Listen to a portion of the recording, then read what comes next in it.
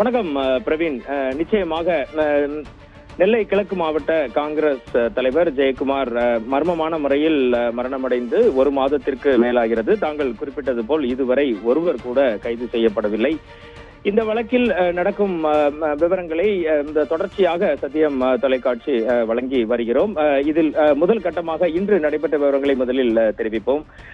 நெல்லை கிழக்கு மாவட்ட காங்கிரஸ் தலைவர் KPK ஜெயக்குமார் மர்மமாக உயிரிழந்து கிடந்த திசையன்விளை அருகே உள்ள கரைசுத்துப்புதூர் தோட்டத்தில் தற்போது CBCID இன்ஸ்பெக்டர் உலகராணி தலைமையிலான 30 பேர் அடங்கிய குழுவினர், அதில் வெடிகுண்டு நிபுணர்கள், தடயவியல் நிபுணர்கள், அறிவியல் பூர்வமான சோதனை நிபுணர்கள் அனைவரும் ஒன்று கூடி உள்ளனர்.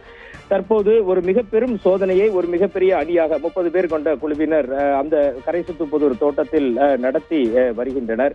இது முதற்கட்ட தகவல்.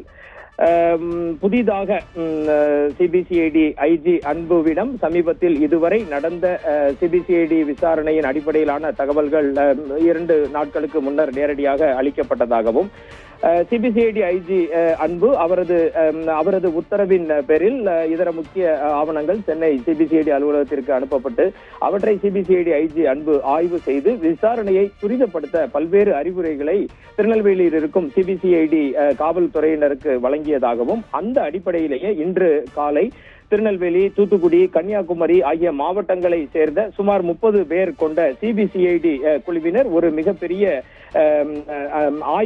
ஆய்வினை கரைசுத்துப்புதூர் தோட்டத்தில் ஆரம்பித்து உள்ளனர். ஜெயக்குமாருக்கு சொந்தமான இந்த தோட்டம் சுமார் 7 ஏக்கர் அளவு கொண்டது பிரவீன். அதில் இதுவரை நெல்லை மாவட்ட போலீசாரும் CBCID போலீசாரும் உடல் கிடந்த இடத்திலிருந்து 1 ஏக்கர் அளவிலேயே தேடுதல் வேட்டையில் ஈடுபட்டதாக ஒரு தகவல் வெளியாகி உள்ளது. அதில் CBCID போலீசாருக்கு புதிதாக எந்த தடயங்களும் சிக்கவில்லை. இதனால் சோதனை பரப்பை தற்போது தோட்டம் முழுவதும் விரிவுபடுத்தியுள்ளனர். இதற்காக நாம் ஏற்கனவே குறிப்பிட்டபடி கன்னியாகுமரி மற்றும் தூத்துக்குடி மாவட்டத்தில் இருந்தும் CBCID அதிகாரிகள் தலைமையிலான குழுவினர் வரவழைக்கப்பட்டு இன்று முழுவதும் அங்குதான் சோதனை செய்வதாக CBCID குழுவினர் தகவல் தெரிவித்தனர். இன்று காலை முதலே தோட்டம் முழுவதும் சோதனையில் ஈடுபட்டு வருகின்றனர். அதில் ஏதேனும் முக்கிய தடயங்கள் சிக்குகிறதா என்பதை ஆய்வு செய்ய தீவிர தேடுதல் பணியில் ஈடுபட்டுள்ளனர்.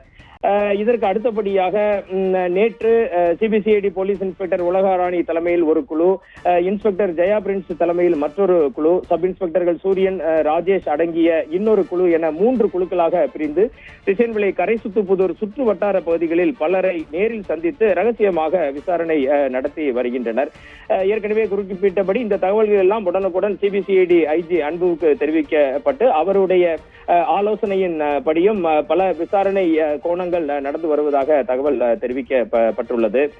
இதனிடையே தமிழக சட்டமன்றம் ஜூன் 24ஆம் தேதி கூடுவதை ஒட்டி அதற்கு முன்னதாக இந்த வழக்கின் போக்கு எப்படி இருக்கிறது, கொலை செய்யப்பட்டாரா, தற்கொலை செய்து கொண்டாரா போன்ற விவரங்களை கொடுக்க வேண்டிய ஒரு அழுத்தத்தில் CBCID போலீசார் இருக்கின்றனர்.